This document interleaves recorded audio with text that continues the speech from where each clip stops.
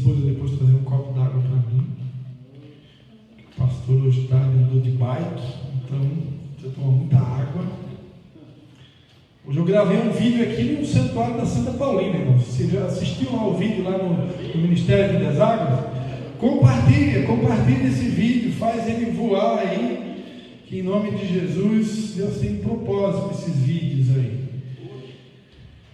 Glórias a Deus. Essa semana foi uma semana abençoada em relação a esses vídeos que eu tenho gravado, e todos os dias eu tenho um grupo chamado Pão Diário, que eu gravo uma mensagem, essa mesma mensagem é compartilhada no grupo do Ministério Vidas Águas. Vocês podem perceber que eu nunca me apresento como pastor Christian, sempre como Christian, né? Porque o grupo ele é totalmente evangelístico.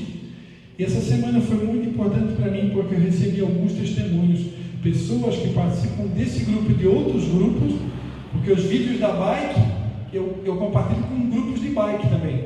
Então já temos escutado alguns testemunhos de pessoas que têm sido edificadas através dessas mensagens de 2 minutinhos que eu gravo no Pão Diário e também desses vídeos. Então, glórias a Deus, foi uma direção que o Senhor nos deu e já está dando fruto para a honra e glória do Senhor Jesus.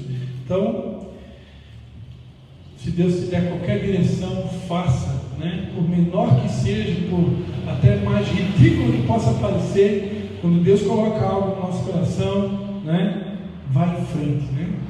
Sei que o Darlan também Deus deu uma direção para ele no Dia da Honra, né? Está aí amadurecendo esse projeto. São projetos que Deus coloca no nosso coração e nós temos que executá-los, amém? Josué, capítulo 3, versículo 5. Eu quero convidar você, nós vamos estar lendo 2 textos, Josué 3, 5. E eu vou pedir uma pessoa com voz forte hoje, semana passada foi o Darlan, hoje pode ser o Jair, para ler para a gente Isaías 38, 1. Isaías 38, 1. Primeiramente nós vamos ler Josué 3, 5. Todo mundo achou? E depois Isaías 38, 1. Que é o mesmo texto que está em 2 Reis 20, de 1 a 11. Mas a gente vai ler Isaías 38, 1. Josué 3, 5 diz assim: Disse Josué ao povo: santificai-vos, porque amanhã, repita comigo, porque amanhã, o Senhor fará maravilhas no meio de vós. Amém? Isaías 38, 1. Lê para nós em voz alta aí, Jair. Naqueles dias, Ezequias adoeceu de uma enfermidade mortal. Veio ter com ele o profeta Isaías, filho de Amós, e lhe disse: assim diz o Senhor, põe em ordem a tua casa, porque morrerás e não viverás. Amém? Feche seus olhos e quero orar. Pai, em nome de Jesus, mais uma vez nós nos colocamos diante do teu trono, nos oferecemos, Pai, como uma oferta nas tuas mãos, reconhecendo, Pai, que somos totalmente dependentes de ti. E mais uma vez nós te pedimos que o teu Espírito Santo tenha liberdade para falar, para ministrar à tua igreja tudo aquilo que o Senhor planejou desde a fundação do mundo para essa noite, nesse local, nesse tempo. Em nome de Jesus, fala conosco, é o que nós te pedimos, para a honra e glória do teu santo nome. Amém. Amém. Glórias a Deus. O tema da mensagem de hoje é construindo o meu milagre. Você pode repetir comigo? Construindo o meu milagre. Amém? Então nessa noite eu queria gastar um tempinho aqui com vocês para falar sobre a construção do milagre que Deus vai fazer na tua vida e na minha vida. Amém? Você crê que Deus ainda faz maravilhas? Você crê que Deus é Deus de milagres? Você crê que Deus tem poder para fazer o impossível na tua vida? Eu creio. Amém? Mas nós vamos ver aqui nessa noite que existem alguns princípios para que o milagre, o sobrenatural, as maravilhas de Deus aconteçam na nossa vida. Existem, ao bem da verdade, existem alguns milagres que Deus opera de forma incondicional. Deus muitas e muitas vezes Ele opera de forma incondicional. Nós vamos ver Jesus Cristo na história bíblica muitas vezes operando milagres de forma incondicional. Pessoas que não mereciam, porque todos somos pecadores, e todo aquele povo é um povo pecador. Mas Jesus Cristo, enquanto andou na terra, se ocupou em fazer o bem e operar muitos milagres, como eu gravei no vídeo nessa tarde, sem olhar a quem, né? Imagina se Jesus Cristo fosse olhar para quem ele estava orando, ele não, por exemplo, não teria orado pela filha de Jairo, né? Não faz sentido, né? Jairo era um dos principais da sinagoga, ou seja, era um dos inimigos de Jesus. Mas Jesus foi até a casa de Jairo e orou pela sua filha e disse: Talita cumi, levanta-te e anda. E aquela menina voltou a ter vida. Então muitas vezes nós vamos ver Deus operando de forma incondicional. Mas se você for prestar atenção na Bíblia, você vai descobrir que muitas e a maioria das promessas de Deus são condicionais. Todas as vezes que você encontrar aquela palavrinha com duas letras, se, antes do verbo, você vai, aquele se é uma condicional. Por exemplo, Deuteronômio 28, se atentamente ouvires a minha voz e obedecer, todas essas bênçãos virão sobre ti e te alcançarão. Mas por que as bênçãos não vêm muitas vezes? Será que estamos ouvindo? Será que estamos obedecendo? Então não basta apenas ouvir, precisa obedecer. Aqui em Josué, capítulo 3, versículo 5, o povo estava muito próximo da promessa. O povo havia atravessado o deserto e agora eles estavam se preparando para entrar na terra prometida. Eles estavam a um passo de conquistar a famosa promessa da terra que mana leite e mel, a qual Deus havia prometido a Abraão. E eles estavam a um passo, mas eu pergunto a vocês: será que eles estavam preparados para a promessa? Um povo que passou tanto tempo no Egito, um povo que aprendeu os costumes do Egito, um povo que estava com o Egito enraizado dentro dos seus corações, um povo que durante muito tempo trabalhou com serviços braçais ali no Egito. Será que esse povo estava preparado para a guerra? Será que esse povo tinha sido adestrado, treinado, capacitado para serem guerreiros que iam entrar na terra e possuir? Eu acredito que não. Por isso Josué ele traz uma instrução. Ele sabia que quem daria a vitória não seria a força do braço, não seriam as habilidades de soldado, as habilidades de guerra, porque aquele povo não tinha. Era um povo que serviu de trabalho braçal ali no Egito. Eles eram operários, eles eram construtores de muro, construtores de pirâmides no Egito. Que habilidade eles tinham para a guerra? Mas Deus colocou ele diante de gigantes. A palavra de Deus diz lá em Números, quando eles foram espiar a terra, eles viram que ali tinham os refaíns, eram gigantes. E, ou seja, como que Deus vai trazer o povo para uma terra e colocá-los diante de gigantes para morrer? Não, jamais. Deus sabia que eles poderiam derrotar todos aqueles gigantes, mas na força do Senhor. Mas para que a força do Senhor esteja conosco, nós precisamos, em primeiro lugar, nos santificar. Josué disse ao povo: santificai-vos, porque amanhã o Senhor fará maravilhas no meio de vós. Hoje eu vou pedir para o Darlan de novo pegar o nosso primeiro quadro, né? Semana passada o Darlan pegou o primeiro, do lado de cá, adoração, e ele vai pegar o último hoje, que é a santidade. Vai colocar no mesmo lugar que colocou semana passada. Com certeza, pelo mover do Espírito Santo, semana que vem ele vai pegar o do meio. Mas hoje será esse quadro aí. Amém? Todo mundo está vendo? Então, irmãos, havia uma condição para que o milagre fosse alcançado. empossada, para que as maravilhas de Deus pudessem ser alcançadas pelo povo de Deus, havia uma condição.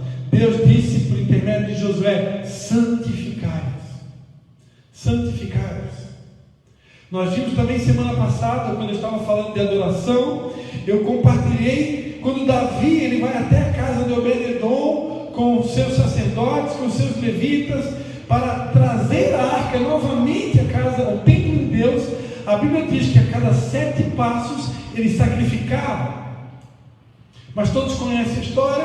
Vocês sabem que num determinado momento um boi tropeçou, a arca estava sendo carregada em cima de bois, e o boi tropeçou. Um funcionário, um servo de Davi chamado Uzá, ele foi tentar segurar a arca, e ali ele morreu fulminado. E por que morreu fulminado?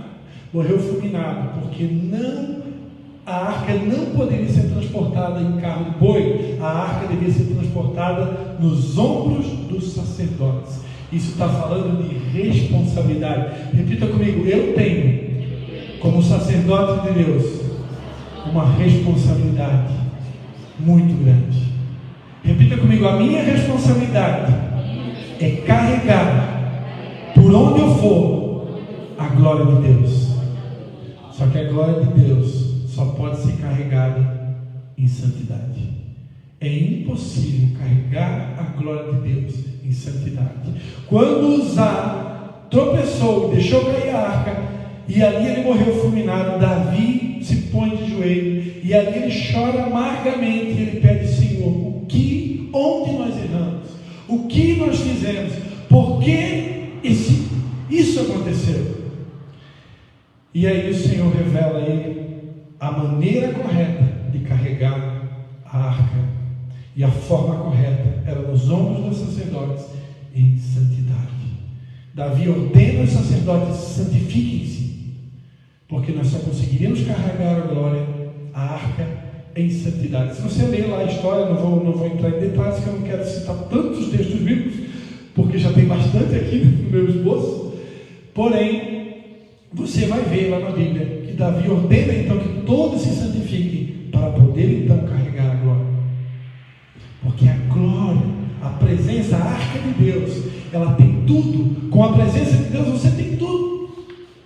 Dentro da arca estavam ali os mandamentos, estavam as tábuas da aliança, estava ali a vara de Arão que floresceu. Isso fala de prosperidade, né? A palavra representa a lei, as 2 tábuas. Então, se você tem a presença de Deus, você tem a prosperidade, você tem a lei, você tem tudo. Mas eu também não vou pregar sobre isso. Josué disse: santificai-vos. Existem milagres que precisam ser construídos. Nós lemos ali, o irmão Jair leu para a gente o texto de Isaías 38. Esse texto está falando de um rei chamado Ezequias. Na época do reinado de Ezequias, o profeta que estava em evidência, o profeta que estava atuando o seu ministério, era o profeta Isaías. E naqueles dias, a Bíblia diz que Ezequias adoeceu de uma enfermidade mortal. E o profeta Isaías chega a ele e diz: olha, põe a tua casa em ordem. Apesar do rei Ezequias ser um excelente rei, porque houveram bons reis na história do reinado de Judá, principalmente, porque o reino do norte se dividiu do reino do sul, Judá para cá, Jerusalém e Israel para lá, e Israel praticamente foi, eu não me lembro de nenhum rei bom, mas Judá teve alguns reis bons. Ezequias foi um deles, só que Ezequias cometeu um erro. Ezequias fez aliança com o povo do Egito, e a palavra de Deus ela deixa bem clara sobre as alianças. Nós cristãos não podemos fazer aliança com ímpios. Nós não podemos fazer alianças com pessoas que não têm a mesma fé. Eu posso até ter um funcionário ímpio, eu posso até me relacionar com ímpios, mas eu não posso fazer aliança. Se eu for abrir uma empresa, eu não posso ter um sócio ímpio. Você sabia disso? Porque o povo, Ezequias permitiu que o povo de Judá fizesse aliança com o Egito. Ele adoeceu e ficou doente à beira da morte. E aí Deus chama o profeta Isaías e diz: olha, coloca a tua casa em ordem, coloca a tua vida em ordem, conserta a tua casa, conserta o teu reinado, porque senão tu vai morrer. E Ezequias então chora, se arrepende, e a Bíblia diz que Deus faz retroceder o sol 15 graus à sombra do relógio de Acaz. Deus pode fazer milagre ou não pode? Deus faz milagre ou não pode? Ou não faz? Eu queria te dizer nessa noite que Deus tem poder para parar o sol por tua causa. Deus tem poder para retroceder o tempo por tua causa. Ou eu não creio nessa palavra? Deus tem poder para fazer o tempo voltar. Ele tem poder para mexer no tempo. A Bíblia diz em Daniel: sou eu que instituo reis e abato reis. Sou eu que modifico o tempo. Ele tem poder. Só que esse milagre precisa ser construído. Ele precisou ser gerado. Ezequias precisou se arrepender. Ele precisou colocar as coisas em ordem. Muitas vezes, irmãos, Deus quer entregar o milagre para a gente, mas eu não estou preparado para o milagre. A gente pede: Senhor, eu quero, mas será que eu estou preparado? Será que se Deus me entregar o milagre amanhã, porque amanhã o Senhor fará maravilhas, amém? Será que Deus me entregar o milagre amanhã, será que eu não vou botar tudo fora? Será que eu não vou desperdiçar o milagre? Será que eu não vou usar esse milagre da forma errada? O Espírito Santo confrontou minha esposa, né? Tá, mas se eu te abençoar aqui, para que é? Né? Ah, não, eu quero abençoar o meu filho, o tratamento do meu filho. Tem certeza? Deus quer saber. Quer saber o que a gente pensa da vida. Se Ele der dinheiro na nossa mão, e muito dinheiro, o que eu vou fazer com esse dinheiro? Se Ele me der um milagre que vai me abençoar muito, o que eu vou fazer com isso? Ele quer saber. Ele sonda. Então eu preciso estar preparado para o milagre. Existem milagres que eles precisam ser construídos. Um atleta que hoje se tornou campeão de atletismo, ou de salto em distância, ou de ciclismo, ou de basquete, ou de futebol, né? Nós já citamos aqui a história do Cristiano Ronaldo, né? Um dos melhores jogadores de futebol da atualidade. São pessoas que construíram o milagre. Ele não começou da noite para o dia. Ele não foi assim, caiu de paraquedas lá no time, e aí ele começou a dar um chutinho na bola, e de repente se transformou no melhor do mundo. Não, foi construído. Foram horas e horas de treino, dias e dias de dedicação, renúncia. Olha a renúncia de novo, né? Pagando preço. Então ele foi se preparando, foi se preparando, foi se preparando, foi se preparando. Aí chegou aquele dia: agora está preparado para ser o melhor do mundo. Vai lá que tua bênção está pronta para ser entregue. Então, assim, tudo na vida. Você vê, a gente já citou exemplo aqui, os melhores músicos, né? Existem empresários hoje que são bilionários, são trilionários, mas aquele camarada, será que ele caiu de paraquedas assim, recebeu uma herança do pai e da mãe, e de repente ele montou uma empresa e ficou trilionário? Não! Isso foi construído. Foram dias de estudo, lágrimas, enfrentando desavenças, muitas vezes. Minha esposa aqui falou sobre o perdão, né? Quantas vezes o empresário tem que perdoar, né? Porque ele é um ser humano também. Eu vejo isso. Alguns empresários de sucesso, praticamente todos que têm sucesso, a maioria deles, eles vivem princípios. Muitos deles sem saber, mas vivem princípios, e por isso Deus abençoa. Agora, qualquer empresário que começar a quebrar princípio, a queda dele é iminente. É iminente, pode ser quem for. A quebra de princípios, ela atrai a ruína. Assim como a prática dos princípios, a elevação, a exaltação. Esses dois textos que a gente leu, nós encontramos dois grandes segredos que precedem os grandes milagres de Deus para as nossas vidas. Primeiro, a purificação e a ordem. Eu tenho que me purificar, eu tenho que me santificar, porque afinal de contas eu sou cristão, eu conheço a lei, eu conheço a palavra, então eu preciso andar de acordo com ela. O ímpio, ele não precisa tanto da purificação quanto a ordem, porque ele desconhece as leis, os princípios, então muitas vezes ele até quebra alguma coisa, né, sem saber, e Agora, para nós, não.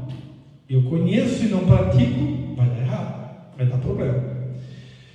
Para nós é tão importante a prática da palavra como a ordem. Colocar as coisas no lugar. Me preparar para o milagre, colocar as coisas em ordem. Aqui na igreja, essa semana, a liderança teve uma reunião, nós tivemos várias, né? Então ali a gente pôde tratar de vários assuntos para trazer um pouco mais de ordem, algumas prioridades, algumas coisas que precisam ser feitas. Tudo no trabalho, na igreja, na escola, tudo precisa ter ordem, precisa ter organização. Eu preciso me preparar para aquilo que Deus quer fazer. E nós aprendemos há dias atrás, eu preguei aqui na igreja, na bandeira do Brasil está escrito ordem e progresso, né? Ou seja, o progresso nunca vem antes da ordem. Eu primeiro vem a ordem e depois o progresso. Mas antes da ordem, a santificação. Em 1 Tessalonicenses 5, 23, 1 Tessalonicenses 5, 23, a Bíblia diz: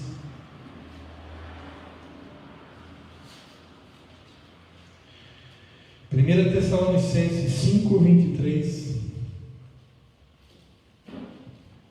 a Bíblia diz: o mesmo Deus de paz vos santifique completamente, e todo o vosso espírito, alma e corpo sejam plenamente conservados, irrepreensíveis, para a vinda de nosso Senhor Jesus Cristo. Paulo aqui, orando e escrevendo para a igreja de Tessalônica, ele fala: olha, que o Espírito do Deus, que o nosso Deus e paz venha santificar vocês completamente, no espírito, na alma e no corpo. A purificação que Deus quer fazer na sua igreja, ela é no corpo, na alma e no espírito. Nós precisamos ser purificados em todas as áreas. Compartilhava com uma pessoa essa semana por que hoje eu faço atividade física pelo menos 3 vezes por semana, 4, agora vou precisar aumentar por causa de outros propósitos de Deus, porque eu sou templo do Espírito Santo. Então a Bíblia diz que quem não cuida do templo do Espírito Santo, Deus o destruirá, está escrito lá na palavra. Então eu tenho que cuidar do templo do Espírito Santo, eu preciso cuidar da minha saúde, eu tenho que cuidar do meu corpo, eu tenho que cuidar da minha alma, ou seja, cuidar das minhas emoções, né? Cada um precisa respeitar os seus limites, cuidar com o tipo de filme que a gente se assiste, cuidar com o tipo de conteúdo que a gente se alimenta, seja na internet, seja Facebook, enfim, tudo que alimenta a minha alma precisa ser muito bem filtrado, porque nós sabemos que o inimigo entra na nossa vida através dos 5 sentidos, através do tato, olfato, paladar, visão e audição. Então eu preciso fechar as portas para o inimigo. Eu preciso fechar as portas na audição, no olfato, no tato, no paladar e na visão. Em Provérbios 28:13, a Bíblia diz, Provérbios 28:13, o que encobre as suas transgressões jamais prosperará, mas o que confessa e deixa alcançará misericórdia. Irmãos, presta atenção, está aqui uma grande chave para a prosperidade, está aqui um grande segredo. A Bíblia diz que se eu tentar enganar Deus, se eu tentar fingir uma situação, esconder um pecadinho, se eu vou esconder um pecadinho aqui atrás dessa caixinha de som aqui, se eu escondi um pecadinho, irmãos, está escondido lá atrás da caixa de som, mas ninguém está vendo. Seus caras estão tentando espiar lá, mas esse ele consegue ver? Não está conseguindo. Só que Deus vê todas as coisas. Então não adianta querer esconder pecado, irmãos. Não adianta tentar brincar com Deus, porque Deus ele sonda, ele conhece, ele vê tudo o que acontece 24 horas. A Bíblia diz que os 7 olhos lá em Zacarias, né? O Zacarias é Ageu, Zacarias, né? Tem uma passagem que fala sobre os 7 olhos do Senhor que passam sobre toda a terra, né? Então, Deus, ele tem um olho para cada canto do planeta, ele está te enxergando, ele está te filmando 24 horas por dia. Então, aquele que encobre, aquele que esconde, aquele que oculta o seu pecado, ele jamais prosperará. Mas aquele que confessa aí, deixa. Ah, mas pastor, eu confesso toda semana, quase todo dia eu confesso meu pecado. Pastor, eu fiquei bom no negócio, eu já até criei um hábito, todo dia eu dobro meu joelho, Senhor, me perdoa por aquele meu pecado de estimação. Tá, mas se é o pecado de estimação, cadê o arrependimento? Né? Virou remorso. E remorso é diferente de arrependimento. O remorso, ele desagrada a Deus. Remorso foi o que aconteceu com Judas. Agora, Pedro se arrependeu, chorou amargamente. Geralmente o arrependimento verdadeiro é acompanhado de lágrimas. O arrependimento verdadeiro é acompanhado de choro. O arrependimento verdadeiro é acompanhado de mudança de atitudes. Isso é arrependimento. Em Gálatas 5,19,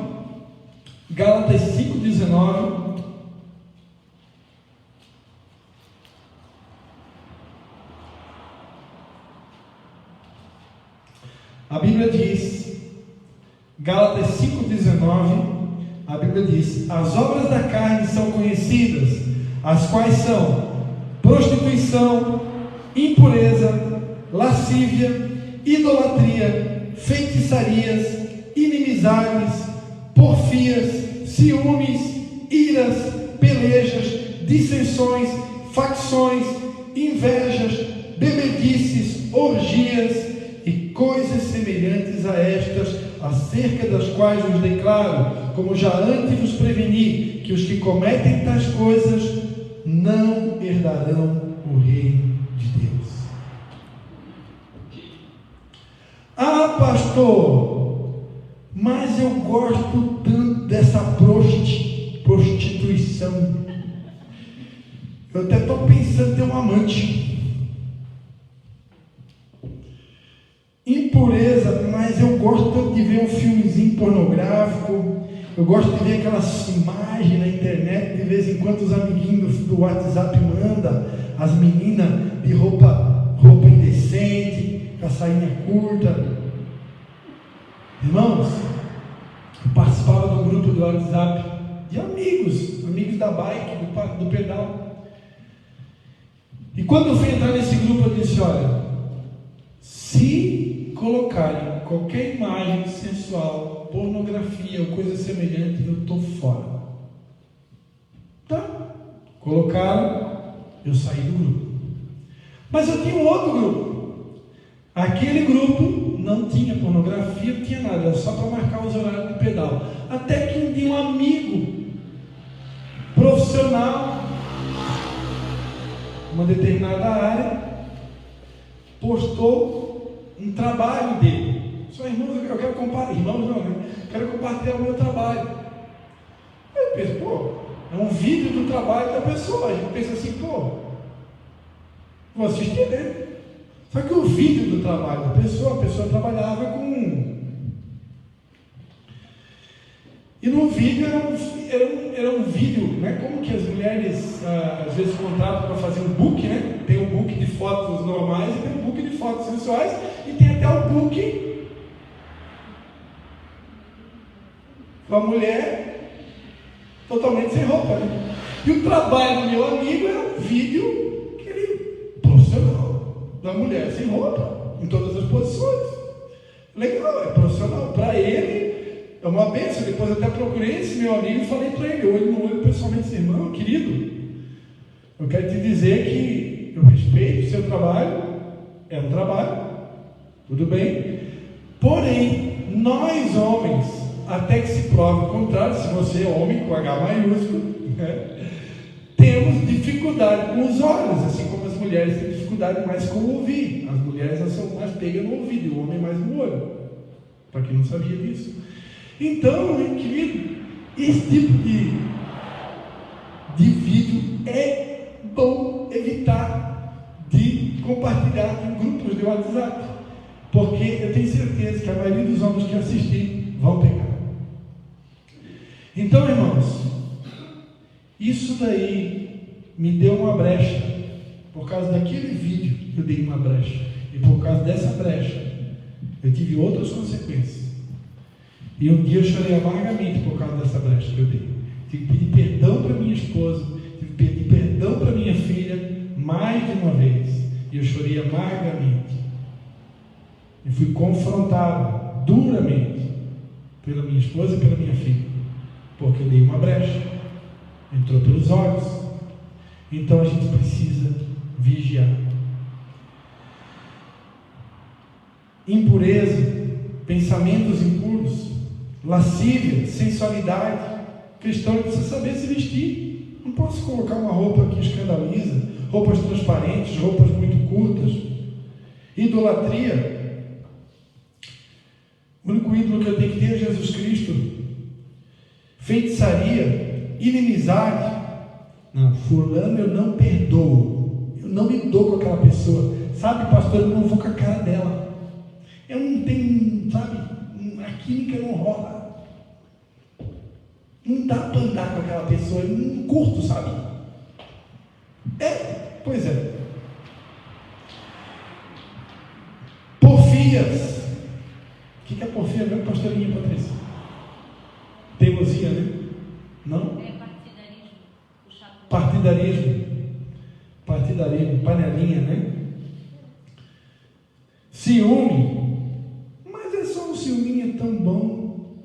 Ira, peleja, briga, né? Dissensões, facções é partidarismo.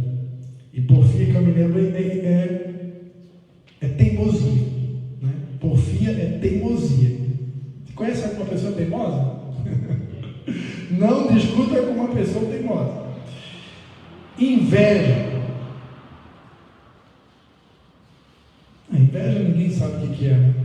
Bebedice, orgia, festeirê e coisas semelhantes a estas precisam ser abandonadas pelo povo de Deus. E eu queria reforçar, irmãos, o cuidado que nós precisamos ter nesses dias com a internet. Deus tem falado muito forte comigo sobre a internet. Cuidado! Hoje nós temos aqui uma ferramenta na nossa mão que nos conecta com o mundo inteiro. Através desse celular que está aqui na minha mão, eu consigo fazer coisas grandiosas. Aqui eu trabalho, aqui eu me edifico, eu consigo ler livros, eu consigo ouvir vídeos edificantes, pregações, mensagens. É incrível o poder que essa ferramenta tem para o bem, mas também é incrível o poder que essa ferramenta tem para o mal. Então eu preciso vigiar o conteúdo daquilo que eu estou assistindo, o conteúdo daquilo que eu vejo nas mídias sociais, no Facebook, no Instagram, no YouTube, no WhatsApp. Que tipo de conteúdo eu tenho me alimentado? O que eu tenho emprestado aos meus ouvidos e aos meus olhos? Eu tenho que vigiar. Eu preciso vigiar. Eu não posso assistir qualquer coisa. Eu não posso ouvir qualquer coisa. Eu preciso filtrar tudo o que ouço, o que vejo. Até o filme que um cristão vai assistir, esse filme tem que ser selecionado. Estava conversando com o Jair hoje à tarde, né? Me dá um pedal aqui em Nova Trento, eu passei na casa do Jair, tomar uma água. Então a gente tem que escolher. O tempo da gente é precioso, não dá para perder com qualquer tipo de conteúdo. Romanos 5, eu compartilhei lá na célula, na casa do irmão Jair. Nós estamos indo para o final, tá, irmãos? Romanos 5,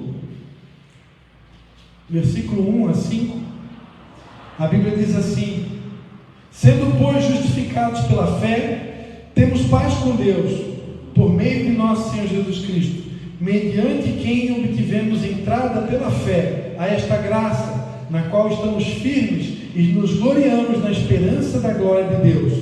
Não somente nisto, mas também nos gloriamos nas tribulações, sabendo que a tribulação produz perseverança, e a perseverança, experiência, e a experiência é esperança.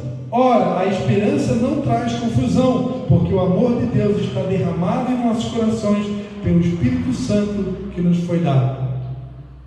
Esse texto é muito esclarecedor. Ele explica o propósito de cada coisa, de cada estágio e fase que nós passamos na nossa caminhada. E aqui existe um esclarecimento tremendo, quando a Bíblia diz que as tribulações, o porquê que nós temos que passar por tribulações, e a Bíblia diz que o reino de Deus é tomado por muitas tribulações. E por que nós precisamos passar por elas? Porque elas vão produzir a perseverança, elas vão nos tornar pessoas perseverantes, e a perseverança vai construir em nós a experiência. E existe uma tradução bíblica, no grego, essa palavra experiência fala de caráter aprovado. Ou seja, as tribulações que estamos passando, elas estão gerando em nós perseverança, que vão produzir em nós um caráter aprovado. É esse caráter aprovado, é esse caráter semelhante ao caráter de Deus, aquele caráter que nós tínhamos lá no início, no Éden, que a Bíblia diz que o homem foi criado à semelhança e imagem de Deus. Essa semelhança precisa ser restaurada. Por isso Deus hoje ele está trabalhando, o Espírito Santo está trabalhando através da sua palavra para restaurar em nós essa semelhança de Deus, esse caráter de Deus que é santo. E essa obra é uma obra totalmente do Espírito Santo. Por isso que nesse quadro aqui,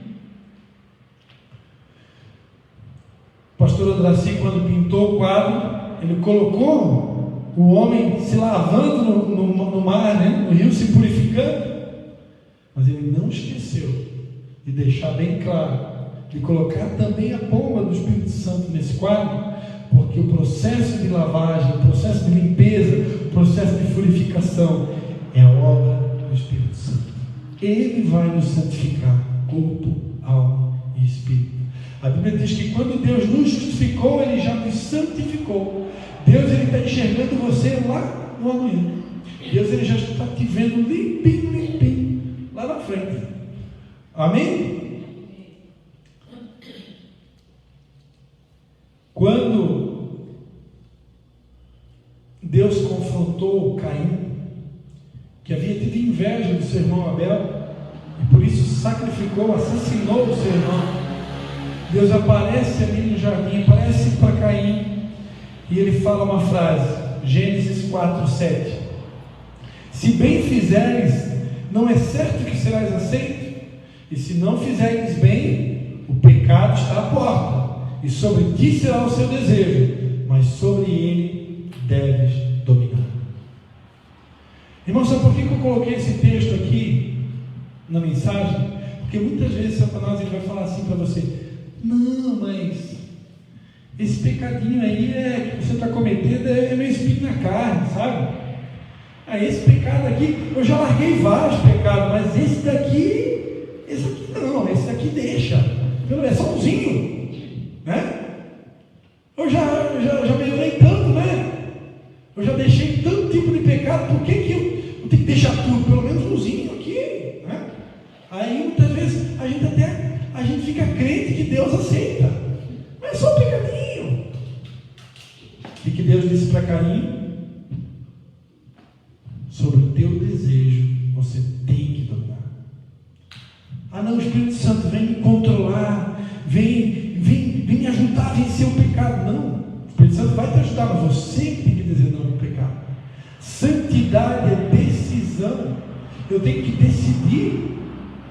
Deus não vai colocar assim, plim, como uma vara de mágica, né? Toque em você, a partir de agora eu estou com desejo de ser santo. Para quem não sabe, ser santo é se separar. Eu estou no mundo, mas eu estou imune ao pecado. Eu estou no mundo, servindo a Deus, mas eu não me contamino com o pecado. As pessoas podem pecar, as pessoas podem mentir, roubar, trapacear, enganar, mas eu não me corrompo, eu não me misturo, eu não faço parte dessa panelinha. Isso é ser santo, é se separar. E ser santo é uma decisão. Eu preciso decidir Até se desse para trocar aquela de Gilmar de Brito, meu irmão. Não? Então tem que decidir, é uma decisão. Ninguém vai decidir por você. 1 Pedro 2, 24. 1 Pedro 2, 24.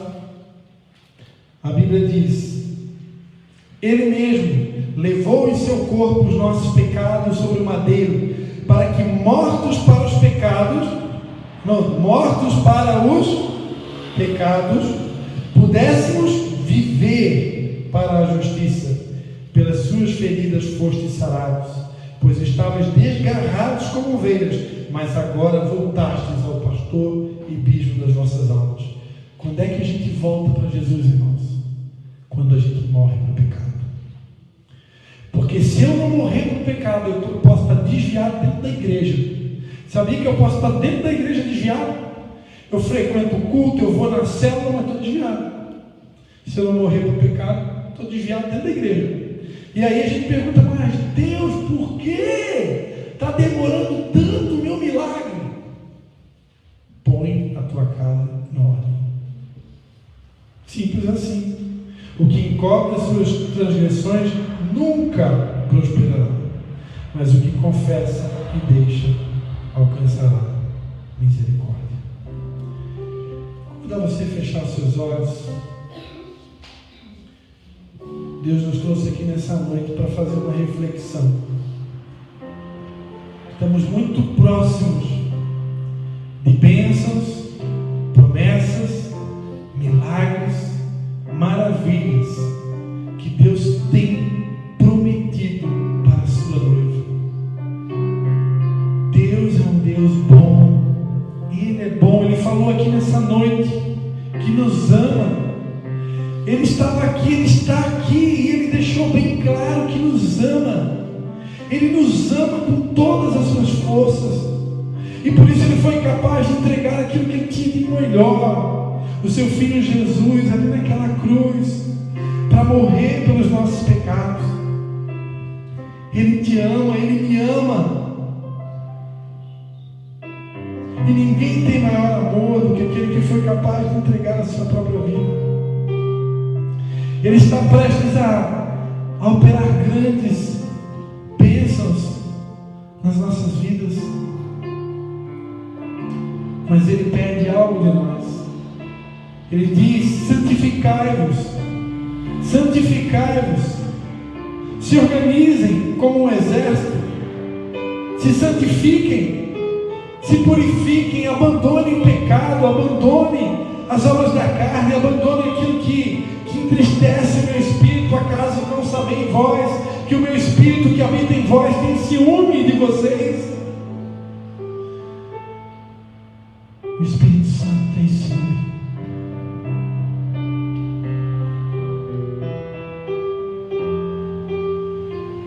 Eu me lembro de algumas vezes que eu traía minha esposa com o olhar, quando eu peguei olhando alguma imagem que não devia ter olhado, ou até mesmo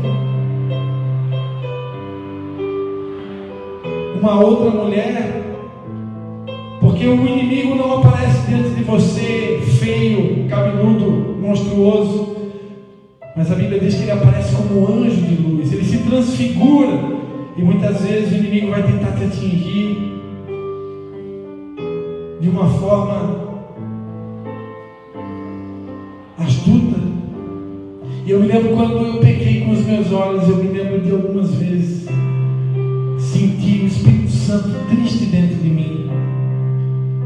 Eu senti dentro de mim o ciúme do Espírito Santo, como ele fica enciumado às vezes que nós pecamos, como o Espírito Santo ele tem ciúmes de você, porque você é templo do Espírito dele, você é a habitação de Deus, você é sacerdote do Deus vivo, escolhido desde o ventre para carregar a arca, para carregar a glória, para carregar a presença de Deus por onde você andar.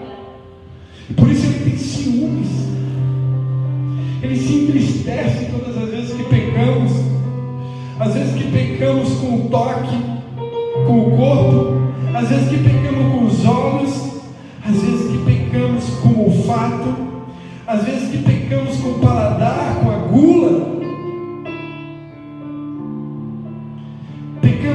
ouvidos.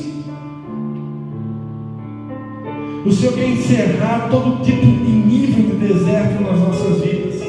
Existe uma Canaã logo ali. Existe uma terra que mana leite e mel. Mas existe uma condição.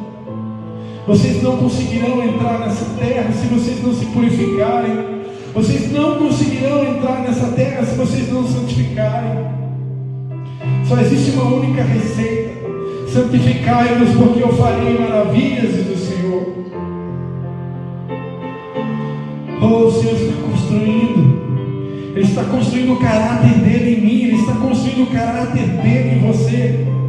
Ele deseja fazer de você um homem, uma mulher de caráter aprovado, uma mulher cheia de esperança, um homem cheio de esperança, cheio de virtude, cheio de fé, cheio de coragem, cheio de ousadia.